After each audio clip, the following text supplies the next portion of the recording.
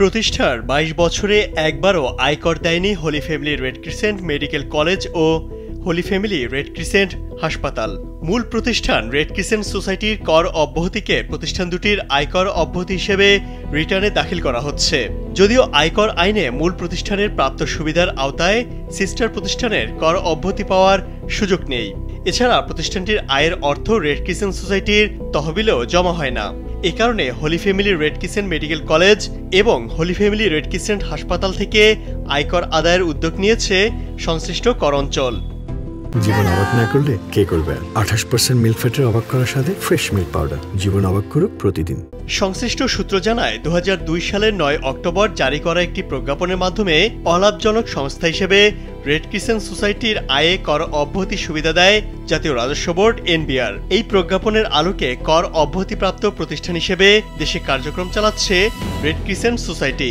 কিন্তু সংস্থাটির অধীনে 2000 সালে প্রতিষ্ঠিত হওয়া Red Crescent Holy Family Medical College কর অব্যাহতিপ্রাপ্ত প্রতিষ্ঠান হিসেবে দাবি করছে। এছাড়া হোলি ফ্যামিলি হাসপাতালও একই পথ অনুসরণ করছে। 1973 সালে 9 মার্চ জারি করা Bangladesh red crescent society order হিসেবে বাংলাদেশের প্রতিষ্ঠানটি কার্যক্রম চালাচ্ছে। ওই আদেশেও প্রতিষ্ঠানটির অধীনে থাকা হোলি ফ্যামিলি হাসপাতাল এবং কলেজের কার্যক্রমের বিষয়টি উল্লেখ নেই। এছাড়া 1984 সালের আয়কর অধ্যাদেশেও রেড ক্রিসেন্ট সোসাইটিকে করযোগ্য হবে না বলেও মতামত দেওয়া হয়। তবে সংস্থাটির কলেজ ও হাসপাতালের বিষয়টি এনবিআর এর ওই মতামতেও উল্লেখ নেই। বর্তমানে স্বাস্থ্যসেবা সংক্রান্ত 4টি প্রতিষ্ঠানকে কর অব্যাহতি দেওয়া আছে। তার মধ্যে Red Crescent Holy Family College এবং রেড ক্রিসেন্ট হোলি ফ্যামিলি হাসপাতাল নেই। কিন্তু 22 বছর ধরে প্রতিষ্ঠান দুটি আয়কর দিচ্ছে না।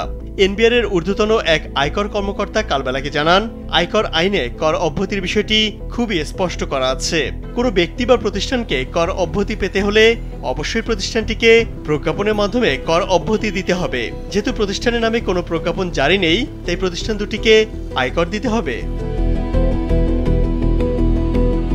সূত্র আরও জানায়, বিভিন্ন সময়ে জমা দেয়া আয়কর রিটার্নে ব্যবসার পরিমাণ উল্লেখ করা হলেও প্রতিষ্ঠানটি আয়করযোগ্য হবে না বলে দাবি করে আসছে। Holy Family Red Crescent Medical কলেজের উদাহরণ হিসেবে 2017-18 অর্থবছরে আয়কর রিটার্নে ব্যবসা থেকে আয় দেখানো হয়েছে 2,57,336 টাকা। কিন্তু এই আয়কর অব্যাহতিপ্রাপ্ত দাবি করে কর দেয়নি প্রতিষ্ঠানটি। এছাড়া প্রতিষ্ঠানটির অডিট রিপোর্টে এফডিআর এবং হাসপাতাল থেকে কলেজে লোন নেওয়া সহ বিভিন্ন বাণিজ্যিক কার্যক্রমের বিষয়টি প্রকাশ্যে উল্লেখ করা হলেও কর অব্যাহতিপ্রাপ্ত প্রতিষ্ঠান দাবি করে আয়কর দিচ্ছে না। তবে Holy Family Red Crescent Medical কলেজের অধ্যক্ষ ডাক্তার কে এম মজিবুল হক কালবেলাকে বলেন, আমরা রেড ক্রিসেন্টের নিয়ম অনুযায়ী প্রতিষ্ঠান পরিচালনা করে থাকি, যে কারণে আমাদের কর দিতে হয় না। তবে ব্যক্তিগতভাবে আমরা যারা কাজ করি তারা আয়কর পরিশোধ করি। এছাড়া মেডিকেল কলেজের একমাত্র আয় আসে টিউশন ফি থেকে। এতে আয়ের তুলনায় ব্যয় বেশি। এসব কারণে মূলত আয়কর হয় না। ইমতিয়াজ আহমেদ, কালবেলা।